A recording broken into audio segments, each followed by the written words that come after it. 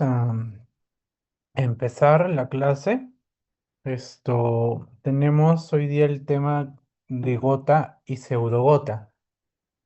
Entonces, para poder hablar de este tema, porque seguramente lo van a ver una regular frecuencia,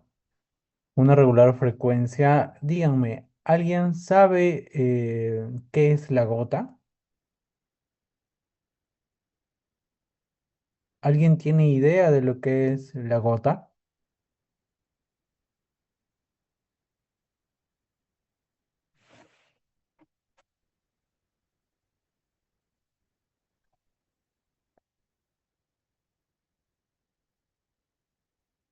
Menciona Carol, depósito por cristales. Solamente es un depósito de cristales, nada más es suficiente para decir de que hablamos de gota, o es que falta algo más.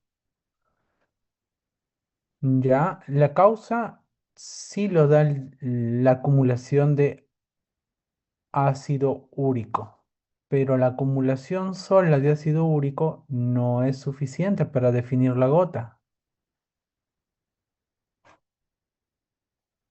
sino que tendría que estar asociada este depósito y dónde se deposita este ácido úrico. ¿Alguien más que quiera participar?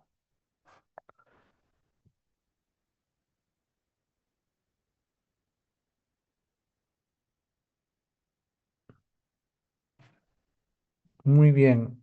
Inflamación es una palabra clave en esto. O sea, en la gota, no solamente como lo han ido ustedes desglosando, mm, ¿es necesario que haya depósito de cristales de ácido úrico? Sí.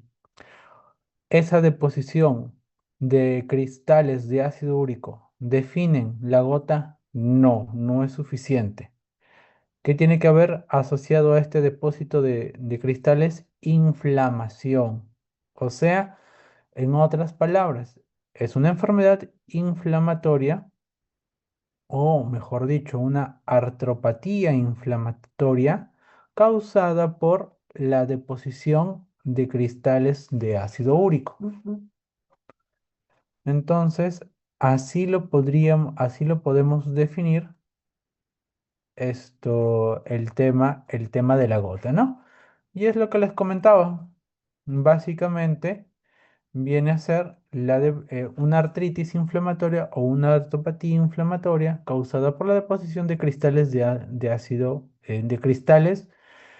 En este caso sí es gota de ácido úrico, o mejor, siendo más específicos, urato monosódico. Si fuera la pseudogota, sería pirofosfato de calcio o enfermedad por depósito de pirofosfato de calcio. No solamente en articulaciones, también pueden afectar al tejido periarticular. Entonces, no olvidarse de esa definición. Entonces, en el primer lugar, una de las más prevalentes es la gota. Básicamente, su incidencia llega a ser hasta el 0,6%. Disculpen, la prevalencia llega a ser hasta un 0,6%, mientras que la incidencia llega a ser hasta 111 por 100.000 personas. ¿Ok? La mayoría de estudios se han hecho en Norteamérica, y lo que es en Europa y también en Asia, Oceanía, pero casi muy poco se ha visto a nivel de Latinoamérica y lo que es en África, por ejemplo, solamente en algunos lugares, no en todos. Así que no tenemos mucha data en relación a eso. Ok, entonces, si nosotros definimos que la gota se da por la acumulación del ácido úrico, como ustedes mismos me los habían comentado, la pregunta es, ¿por qué se da la acumulación del ácido úrico? Y acá tenemos que tener en cuenta dos cosas muy importantes. En nuestro cuerpo algo se acumula o aumenta su concentración, ya sea en sangre u otro tejido, por dos cosas. O el cuerpo está produciendo mucho, ¿ok? y los mecanismos que sirven para que lo puedan excretar no se saturan. Entonces no pueden con esa gran cantidad que el cuerpo está produciendo, como en este caso, o porque el cuerpo produce simple y sencillamente la misma cantidad de siempre, pero los mecanismos de excreción o de eliminación pues son deficientes y esto permite que se vaya acumulando cada vez más, más y más. ¿No? Entonces, son dos mecanismos básicos por los cuales, ¿no? Se puede acumular el ácido úrico. Entonces, porque hay una disminución de la excreción y el cuerpo produce cantidades normales, pero disminuye la excreción y por lo tanto se concentra más. O porque el cuerpo pues empieza a producir mayor cantidad o porque simple y sencillamente empezamos a ingerir más elementos que hacen que se acumule este elemento, ¿no? En este caso, el ácido úrico. Entonces, esto es por una parte. Entonces, cuando nosotros hablamos del ácido úrico, tenemos que acordarnos siempre del metabolismo de las purinas. El metabolismo de las purinas, básicamente lo que va a permitir es que si nos acordamos un poco de ese metabolismo de las purinas, el punto final es la mayor producción de ácido úrico, ya sea del AMP, del ATP o de otro tipo de purinas que puedan estar relacionadas. ¿Ok? Entonces van a producir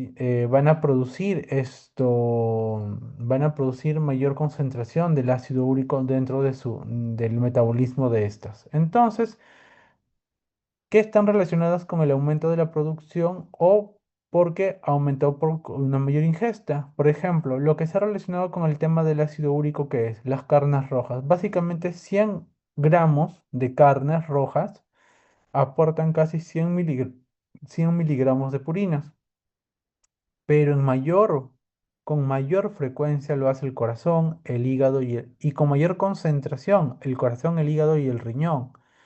También algunos pescados y mariscos y esos edulcorantes artificiales que muchas veces lo toman, también aumenta porque la fructosa dentro de su metabolismo también llega a formar parte de lo que es la formación del ácido úrico.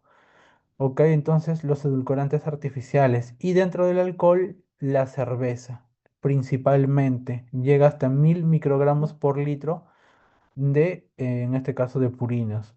¿Qué otros factores de riesgo asociados? La exposición a plomo, algunos medicamentos, no se olviden, esto va a ser muy frecuente. Personas con TBC, tratamiento de primera línea o en el primer esquema, utilizan piracinamida, entambutol.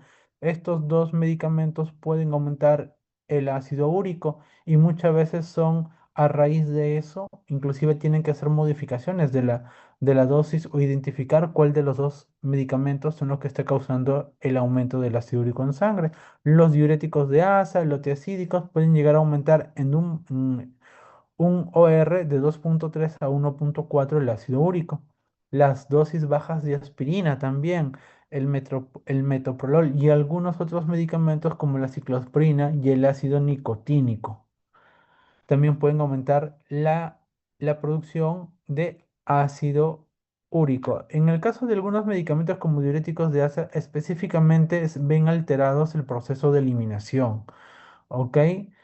Entonces, más que todo va por ahí su mecanismo. De los otros no se ha evidenciado con mucha precisión, pero sí se han asociado. ¿Qué otros pueden aumentar el riesgo o mejor dicho, mayor producción de ácido úrico? Por ejemplo, anemia hemolítica, anemia falciforme, la policitemia vera o policitemia asociada con el tema de la altura también, ¿no?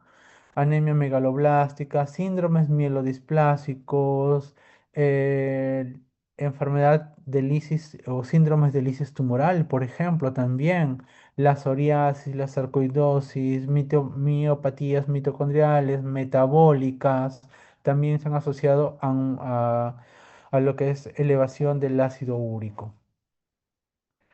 Y en relación a la disminución de la excreción, por ejemplo, el ácido úrico se elimina principalmente por vía renal. Todos los pacientes con insuficiencia renal llegan a desarrollar llegan a tener mayores concentraciones de ácido úrico. La deshidratación, la acidosis láctica, la exaltoacidosis también disminuyen la excreción porque estos de acá, al ser estados básicamente acídicos, entonces van a competir con los transportadores de ácido, entonces van a hacer que haya una disminución de la excreción del ácido úrico. Los estados metabólicos como el hipertiroidismo, el hipotiroidismo, el hiperparatiroidismo, el hipoparatiroidismo y la misma obesidad también.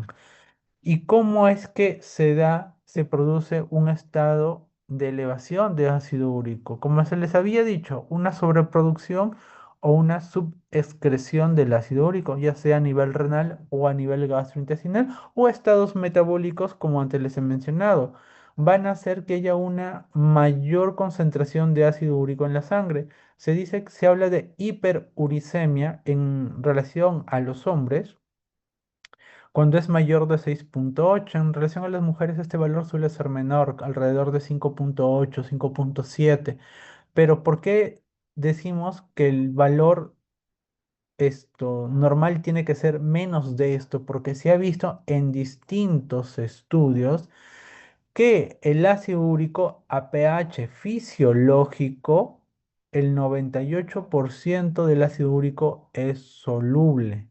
En un pH fisiológico, a menos de esta concentración, el ácido úrico es soluble, el 98%.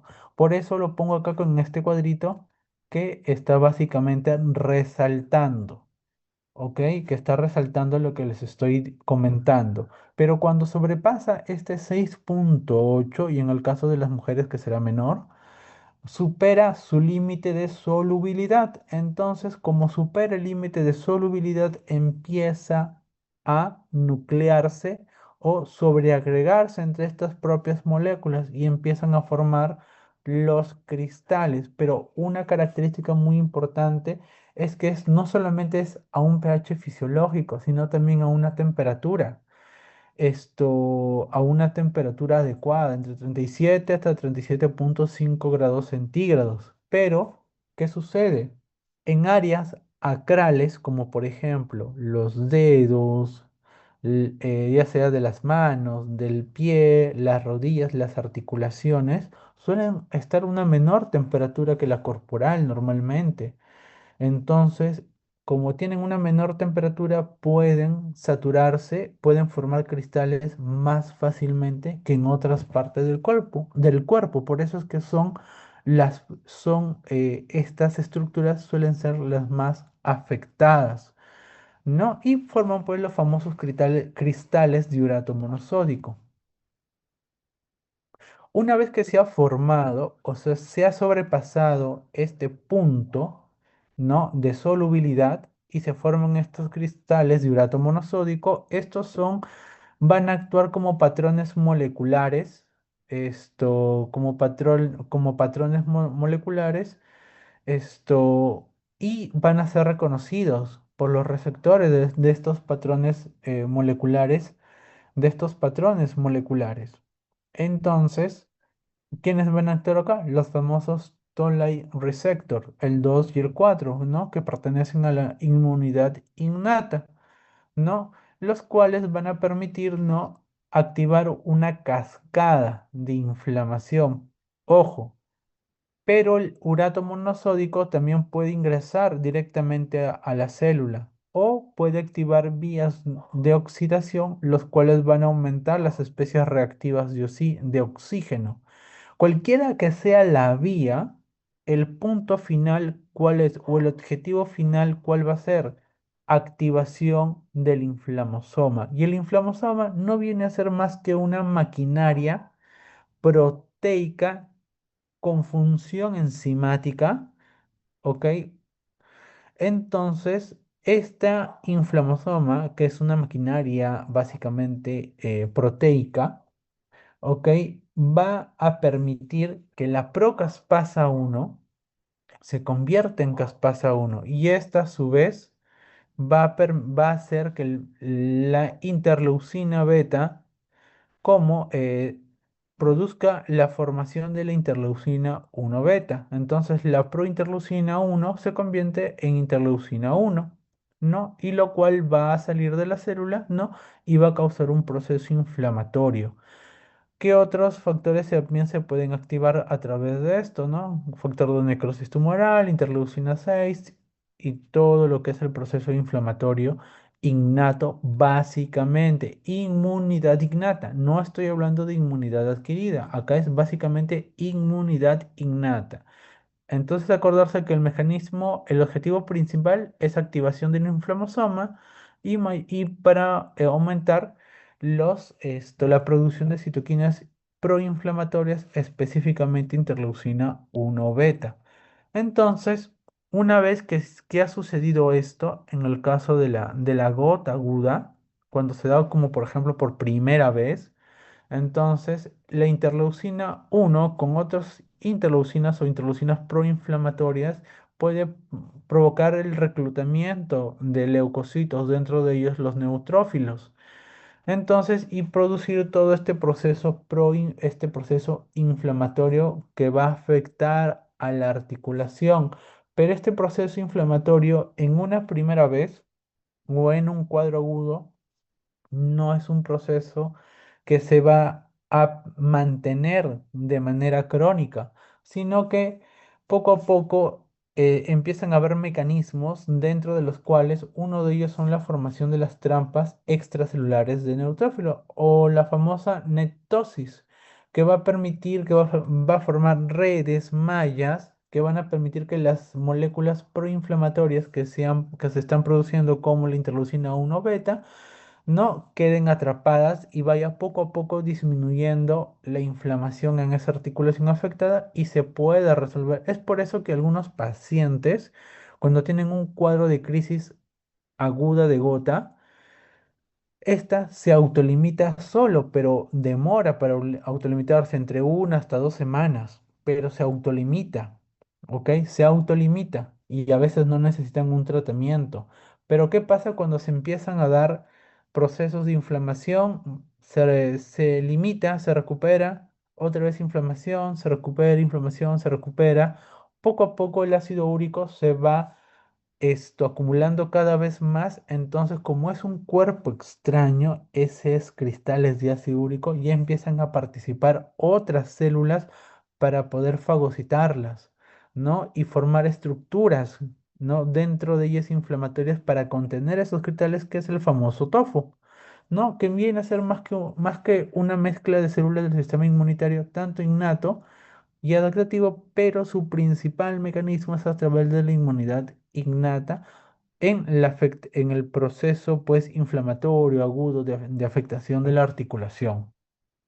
No, y acá observamos que si estos procesos de inflamación se dan de manera continua, pues van a causar erosiones óseas, ¿no? Y una de ellas, de las articulaciones más afectadas, es la primera articulación metatarsofalángica, ¿no? Y pues es lo que puede dar la famosa podagra. Entonces, cuando se da este proceso clínico por estos mecanismos fisiopatológicos que le había mencionado, ahí se pueden identificar 4 estadios básicos. Uno, para que haya deposición del ácido úrico, tiene que elevarse los niveles de gota de ácido úrico en la sangre. Eso se conoce como hiperuricemia.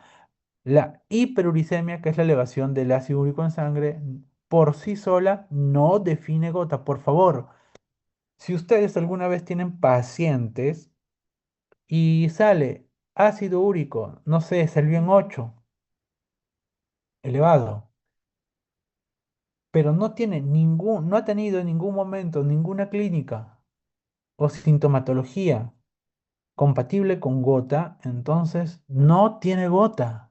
Tiene una hiperuricemia, pero no tiene gota. ¿Ok? No tiene gota. Entonces, la hiperuricemia por sí sola no es suficiente. Tiene que haber un proceso clínico, en este caso, la artritis, ¿no? Y una vez que ya se da este proceso de gota aguda, que es la crisis gotosa, este cuadro, como les había comentado, suele autolimitarse solo. Si autolimita, desaparece y después de un tiempo otra vez puede tener una crisis de gota. Se autolimita y otra vez otra crisis de gota y así sucesivamente. Pero ya se va volviendo cada vez más frecuente.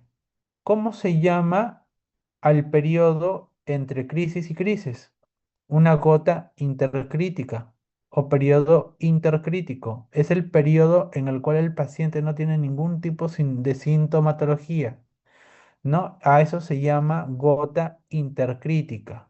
Son periodos entre, entre episodios agudos en el cual el paciente no tiene ningún tipo de sintomatología, como si estuviera sano. Pero cada vez las crisis gotosas, como observan acá estas barras verticales, cada vez van a ser más cercanas entre ellas, quiere decir se va volviendo cada vez más frecuente. Y conforme va teniendo más crisis, el ácido úrico se va acumulando más, hasta que empieza a formar los famosos tofos. Y eso ya se conoce como artritis gotosa crónica, una artritis gotosa crónica, y empiezan a formarse los famosos tofos. ¿Ok? Los famosos tofos. Entonces, ¿qué características tenemos que tener en cuenta en un paciente con gota? Uno, varón. Es más frecuente en varones. Dos, suele ser manifestarse como una monoartritis, pero también puede haber casos de oligo o poliartritis. ¿Cuál es la articulación más frecuentemente afectada? La primera metatarsofalángica, ¿ok? Ya sea del pie derecho o del pie izquierdo. ¿Qué otras articulaciones son también frecuentes aparte de la articulación metacarpofalángica? Discúlpeme, metatarsofalángica. El tobillo, el pie medio, especialmente la región dorsal, la región subtalar y la rodilla. ¿Ok? Extremidades inferiores específicamente suelen ser las articulaciones más afectadas. Las menos comunes, dedos, muñeca, codos y la bursa olecraniana. Pero también puede darse. ¿Y qué características tiene el dolor? Es un inicio rápido, más o menos entre las 24 hasta un 48 horas. El dolor que empezó como algo leve se hace bastante intenso, que el paciente inclusive no puede ni apoyarse en ese pie porque simple y sencillamente es un dolor bastante intenso que se asocia no solamente al dolor intenso, sino también a eritema, calor, tumefacción, aumento de volumen con limitación del movimiento de esa articulación. Esto sin tratamiento se puede resolver entre 1 a 2 semanas, como ya les había mencionado. Y el paciente va a llegar, doctor, yo anoche me acosté tranquilo. Y cuando ya desperté, o casi por la noche, empecé con un dolorcito que fue aumentando, hasta que ya se puso rojo, se hinchó y todo. Entonces, esa va a ser más o menos las características de cómo el paciente les va a manifestar un cuadro de crisis gotosa o gota aguda. Cuando se da la gota intercrítica, tenemos crisis gotosas, que suelen ser más frecuentes y pueden ir afectando a más regiones articulares. Empezó con el dedito, con la primera metatarsofalángica, pero de repente le empezó a doler el tobillo. Cuando empiezan estas crisis, además se añade el tobillo, pasó a la rodillita, empezó a la muñeca, al codo, a las manos inclusive. Entonces empieza a aumentar, a añadirse otras articulaciones y puede convertirse lo que comenzó como una monoartritis, puede convertirse como una poliartritis inclusive. Y el periodo entre crisis, esas barras verticales que veían, que son las crisis, se llama periodo intercrítico o periodo asintomático. Y en la gota crónica, básicamente hay una hiperuricemia persistente y empezamos a ver el tema de los tofos. Y los tofos son nódulos subcutáneos que a veces se fistulizan, otras veces no, son de aspecto calcáneo, más o menos medio como si fuera de cremoso debajo de la piel y suelen ser transparentes, suele verse inclusive, ¿no? ¿Cuáles son las localizaciones más frecuentes? Las articulaciones, donde también puede verse las orejas, la búrsula craneana, los pulpejos de los dedos, en los tendones. No suelen doler, ustedes lo van a palpar inclusive y no el paciente no se va a quejar de dolor, al menos que esté con la crisis, ¿no? Pero esto lo que sí puede causar es una deformación o una deformidad articular con restricción del movimiento, porque ese es como un cuerpo extraño y que limita el movimiento de esa articulación. Y acá tenemos, por ejemplo, afectación de la primera metatarsofalágica del pie y también con afectación del dorso, el famoso podagra, ¿no? Y acá está la podagra, miren, enrojecimiento, eritema, tumefacción. ¿Ok? Y nos que abarca inclusive el dorso del pie, la famosa podagra, ¿no? Como que acá vemos, pero acá, por ejemplo, también hay afectación del primer dedo o de la de la quinta metatarsofalágica. Les había comentado, los tofos también vamos a encontrar en las orejas, tienen que revisar esas zonas, ¿no? Y acá está acumulación media lechosa, calcárea, ¿no? Que vamos a encontrar y verse a través de la piel, ¿no? Y acá, por ejemplo, tenemos un paciente con una gota tofacia que está afectando en articulaciones específicamente metacarpofalángicas, interfalángicas proximales y a nivel de este dedo, que es el segundo dedo, también de la primera, de la meta interfalángica distal. No, ¿y qué características tienen esos uratos monosódicos? Porque nosotros, si la articulación está muy inflamada y es una articulación grande como la rodilla, el tobillo, y hacemos un aspirado articular o una artrocentesis diagnóstica para estudio, vamos a encontrar que ese líquido sinovial tiene características inflamatorias.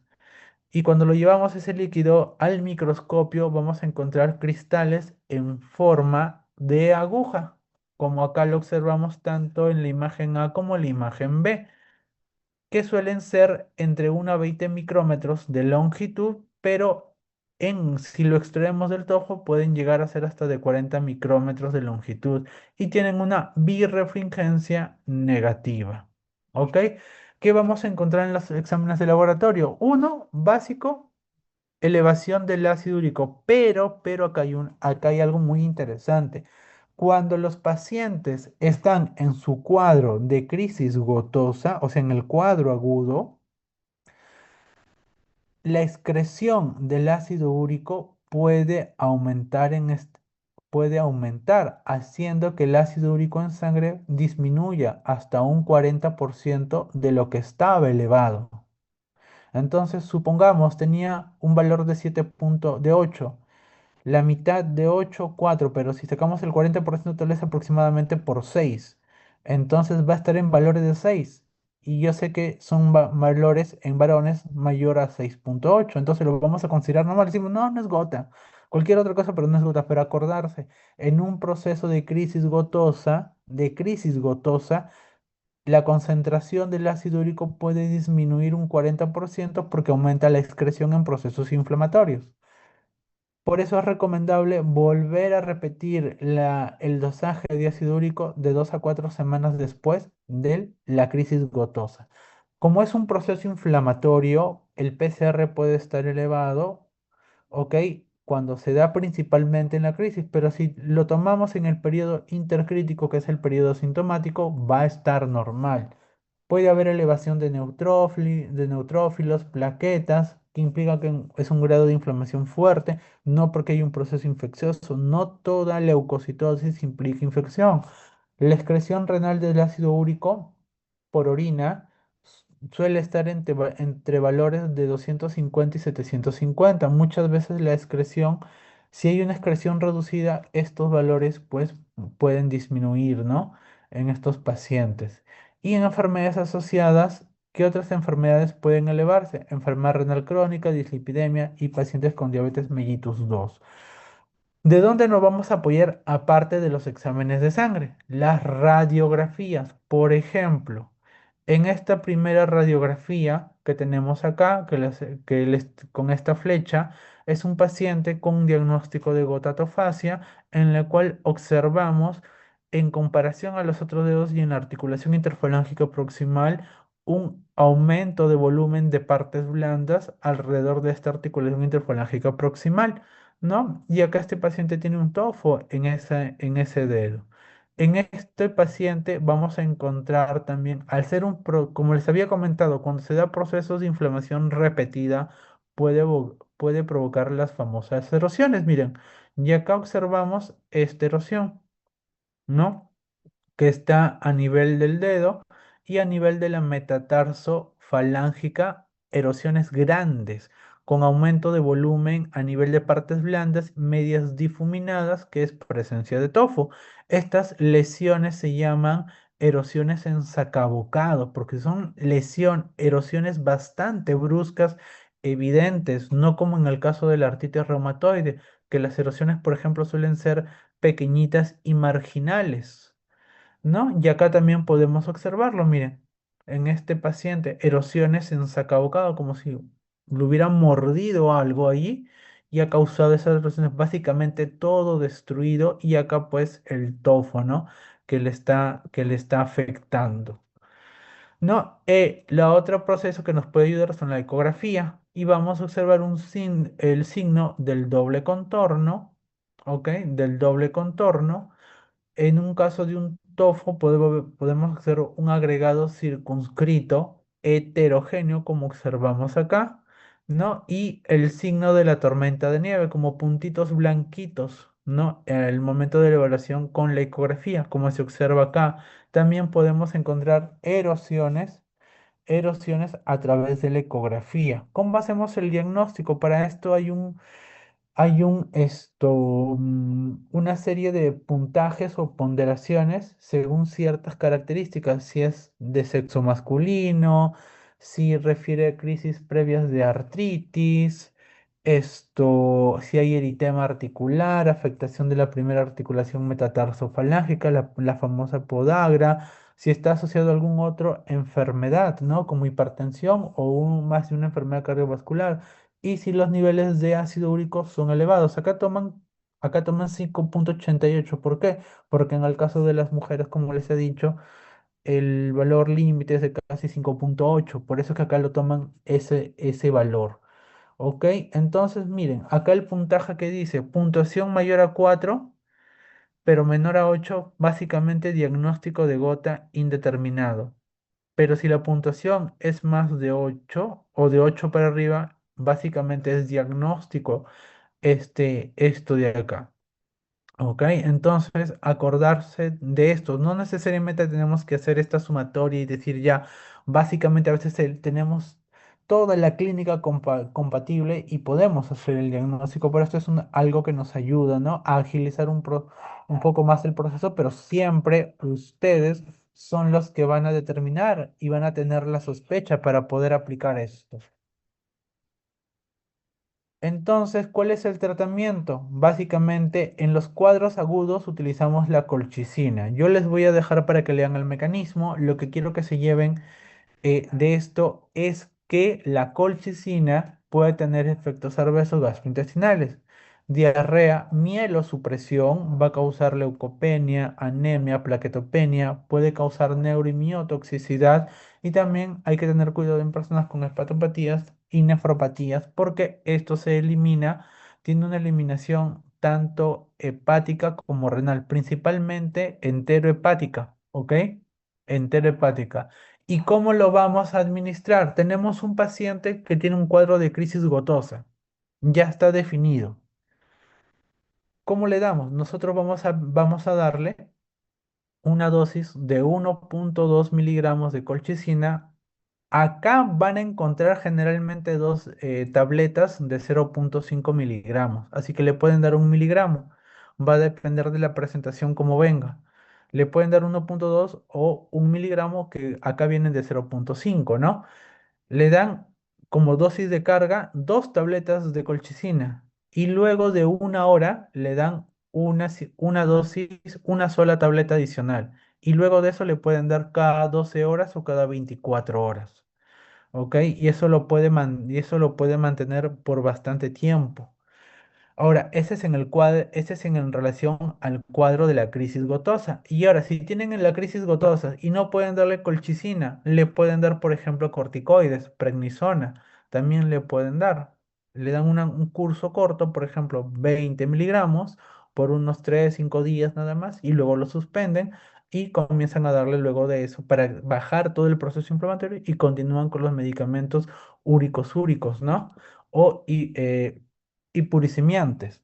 ¿Y qué medicamentos tenemos como hiporuricemiantes?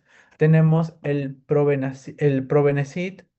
¿Qué otros medicamentos también esto vamos a tener? Aquellos que van a aumentar la excreción del ácido úrico, ¿ok?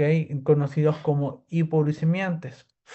Entonces, ¿qué medicamentos tenemos como hiporuricemiantes? Tenemos el allopurinol, el febusoxstat, los cuales van a actuar a nivel de la santina oxidasa. Y es lo que les que decía, todo lo que es ATP, GTP, que los cuales se van a convertir al final en AMP, GMP y MP, que son derivados de la adenosina, inosina, guanosina, todos esos se van a convertir a través de las de la santina oxidasa hasta ácido úrico. Esta enzima es la que se encarga normalmente en la conversión de estas purinas, ¿no? Hasta ácido úrico. Entonces, lo que hace el allopurinol y el febuxostat es bloquear o inhibir estas enzimas para que para que la hiposantina o la santina no se convierta en ácido úrico. Pero hay otros, en el caso de los animales, por ejemplo, tienen una enzima adicional que es la uricasa, que convierte el ácido úrico en alantoína, pero las personas no lo tenemos. Pero han creado medicamentos como la pegloticasa que tienen esta actividad uricasa y convierten el ácido úrico a alantoína. Y acá tienen los distintos mecanismos, no lo voy a mencionar, ya esto lo revisan. Básicamente yo sí les sugeriría que revisen los temas de contraindicaciones o efectos adversos, como la hipersensibilidad al opurinol. En algunos pueden tener discrasias sanguíneas, contraindicaciones, ¿no? O en pacientes que toman febuxostat que hay que tener especial cuidado en caso que tengan una insuficiencia cardíaca o alguna cardiopatía isquémica. ¿Ok? La forma en cómo van a monitorear si están teniendo un efecto deseado, obviamente va a ser el monitoreo del ácido úrico. ¿Ya? Y las crisis, ya les había comentado, en caso de crisis básicamente se utiliza la colchicina. Pueden utilizar AINES como naproxeno o también la indometacina. Esto pueden utilizar inclusive los corticoides, también pueden utilizarlo, pero básicamente de primera línea es la colchicina. Y es lo que les decía hace un momento. Algunos vienen de 0,5, otros de 0,6. No, y en el caso ya del tratamiento de mantenimiento que se tiene que dar, se suele utilizar el fármaco de primera línea, es el allopurinol. Se suele empezar con 100 miligramos y esto se va aumentando la dosis. En la práctica, básicamente se ha visto que hasta dosis de 200 miligramos van muy bien en la gran mayoría. Son pocos los pacientes que llegan a utilizar más de esta dosis, como 300, 400 miligramos. ¿No? Pero lo llegan a tolerar muy bien. ¿Y cuál es el objetivo terapéutico en los pacientes que toman estos medicamentos hipouricemiantes? El objetivo, ya sea con el allopurinol o el febuxostat, ¿cuál es el objetivo? El ácido úrico tiene que ser menos de 6 en pacientes si no tienen tofos. Si tienen tofos, un cuadro bastante severo, el objetivo terapéutico tiene que ser menos de 5 de la concentración de ácido úrico en la sangre. Como les había comentado, se comienza con una dosis de 100 miligramos y esto se puede ir aumentando a mayores concentraciones, dependiendo de las concentraciones de ácido úrico en sangre. Normalmente, como les había dicho, en la práctica clínica hemos visto de que hasta con dosis de 200 miligramos va muy bien, pero si es necesario aumentar, se puede aumentar. ¿Ok? ¿Cuál es la otra enfermedad? La enfermedad por depósito de cristales de pirofosfato de calcio, o también conocida como pseudogota.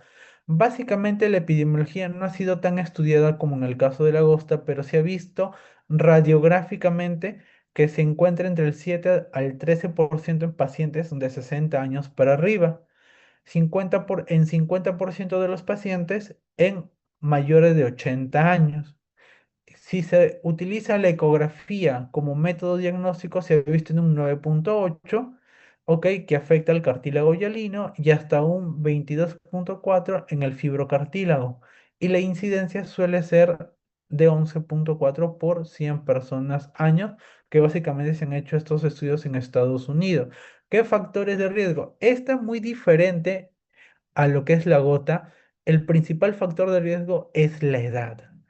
Generalmente, esta es una enfermedad de depósito de cristales que se da más frecuente en personas adultas mayores.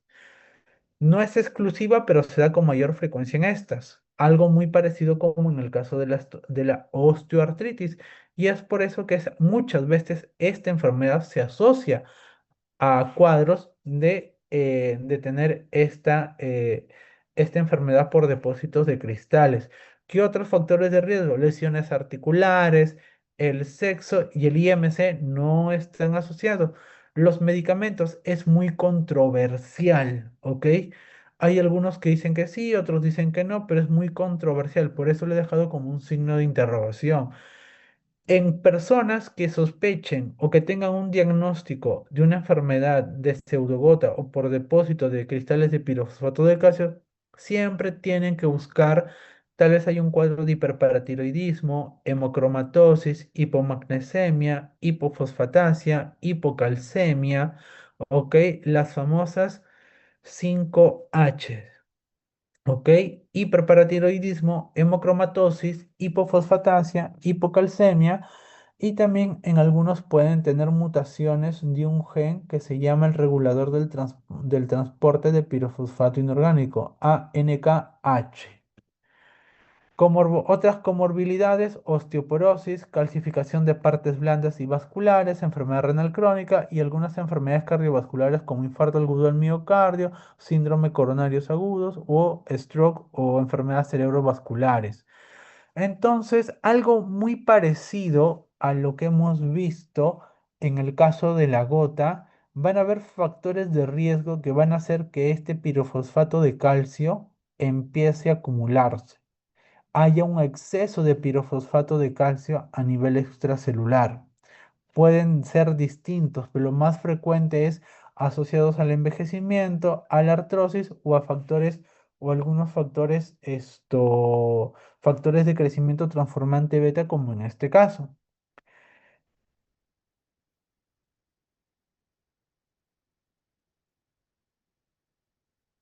Entonces, entonces, entonces, el exceso de este de este pirofosfato a nivel extracelular produce una mayor saturación, se forman los cristales y estos cristales pues con el tiempo van a causar inflamación, ¿no? Y todo el cuadro característico de esta enfermedad.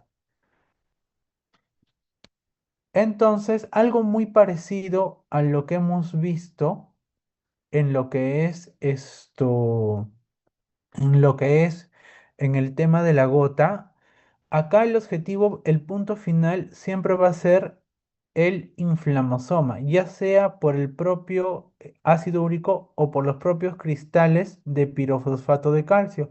Por ejemplo, acá tenemos la fosfatasa alcalina tisular. Esta fosfatasa alcalina tisular suele tener mayor actividad cuando hay magnesio en la sangre, ¿ok? O tener unos adecuados a niveles de magnesio, lo cual permite que el pirofosfato se convierta a fosfato inorgánico, ¿ok? Y el pirofosfato no se acumule. Hay otros pirofosfatasas o fosfodiesterasas que van a convertir el ATP, que van a convertir el ATP a pirofosfato inorgánico. Por ejemplo, Entonces, si esta tiene mayor actividad, entonces va a haber una mayor acumulación del pirofosfato inorgánico y por lo tanto mayor probabilidad de acumulación de estos cristales. Entonces, como les habían dicho, este regulador, este transportador, esto va a permitir que el ATP no haya una fuente muy importante de ATP que se pueda convertir en pirofosfato, a pirofosfato inorgánico o pirofosfato de calcio. ¿Ok?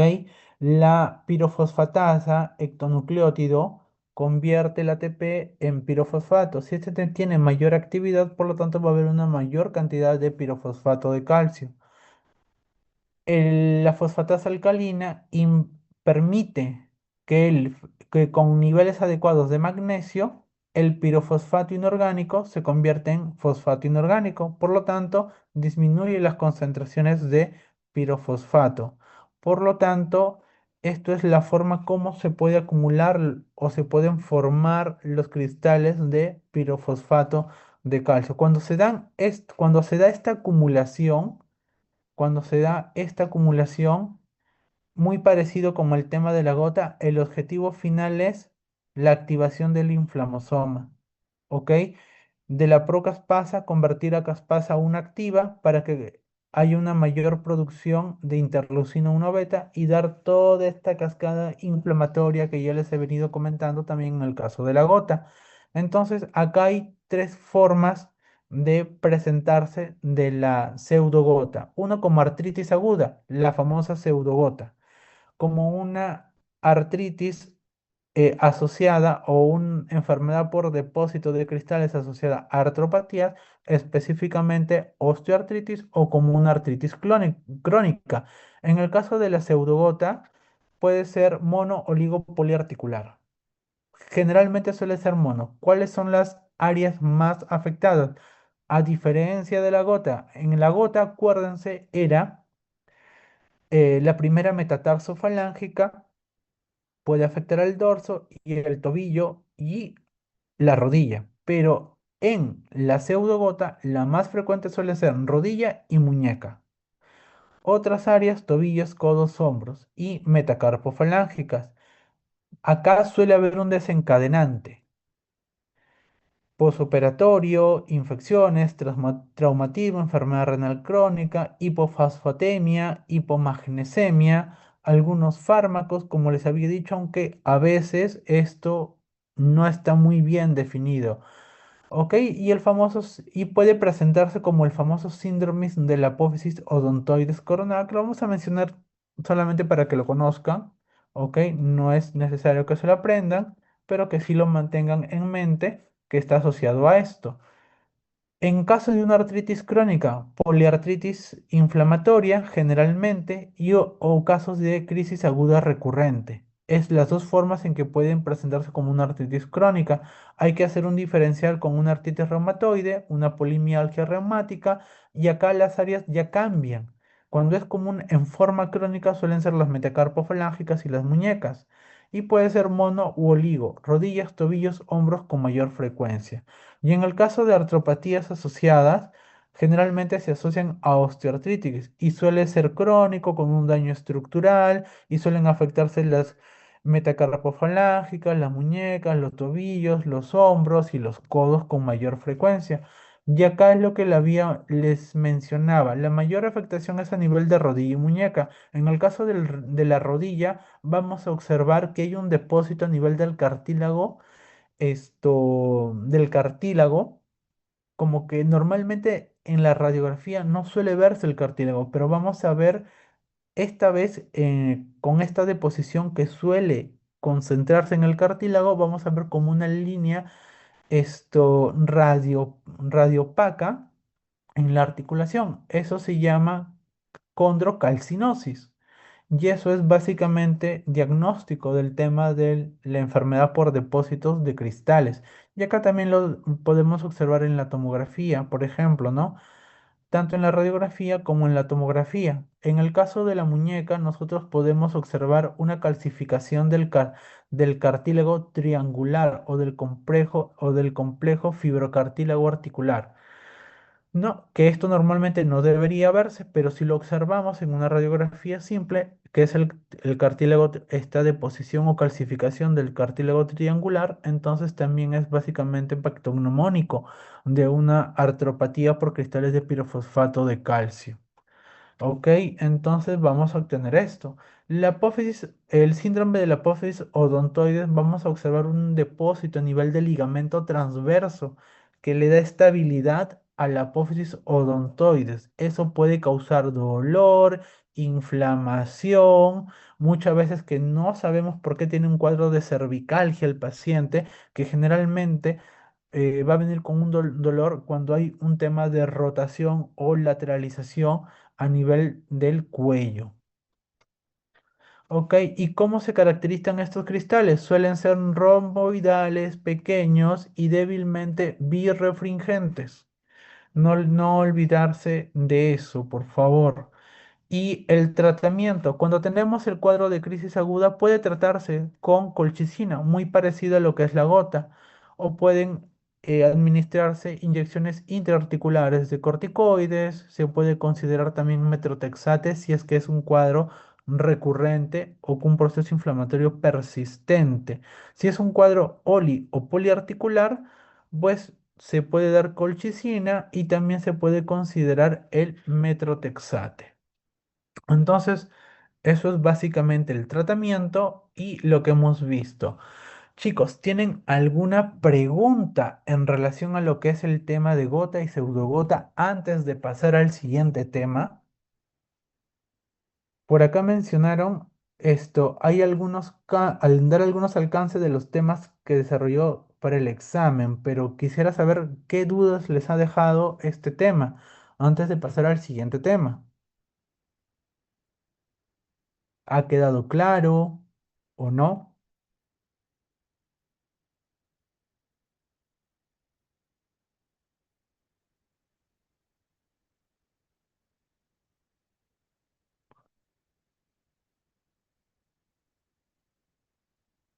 Ok, si todo ha quedado claro, ¿en qué deben concentrarse más en esto? Uno, saber que para en el tema de la gota, solo encontrar hiperuricemia o niveles de ácido úrico por encima de lo normal, por encima de lo normal, no es suficiente para hacer el diagnóstico. Eso no hace el diagnóstico de gota. Aparte del ácido úrico, tiene que haber una clínica asociada, ¿ok? Y en toda crisis gotosa, el tratamiento de primera línea es la colchicina. Se da una dosis de carga que puede ser de 1 gramo o de 1,2 miligramos, de 1 miligramo o 1,2 miligramos, y a la hora una dosis de 0,5 o 0,6 miligramos, y luego ya de eso cada 12 o 24 horas. Luego que ya se estabilizó el tema de la crisis gotosa, pueden continuar con el alopurinol, que empiezan con 100 y pueden ir aumentando hasta 200, 300 miligramos según cómo vaya bajando el ácido úrico en sangre. El objetivo terapéutico es en la mayoría de pacientes que no tienen tofos, menos de 6 miligramos. Si son pacientes más y o erosiones en sacabocado, como le hemos mostrado en las radiografías, entonces el objetivo suele ser menos de 5, ¿ok? Menos de 5. No olvidarse de la clínica paciente varón que se acostó tranquilo y por la noche empezó con un dolor leve y cuando amaneció ya el dolor era intenso, o puede maximizarse en un lapso de 24 o 48 horas, ¿no? En el caso de la crisis gotosa ya hay 4 estadios: la hiperuricemia, la crisis gotosa, la gota intercrítica y la gota crónica, ¿ok? El resto lo dejo que los revisen con más detenimiento. El siguiente tema que vamos a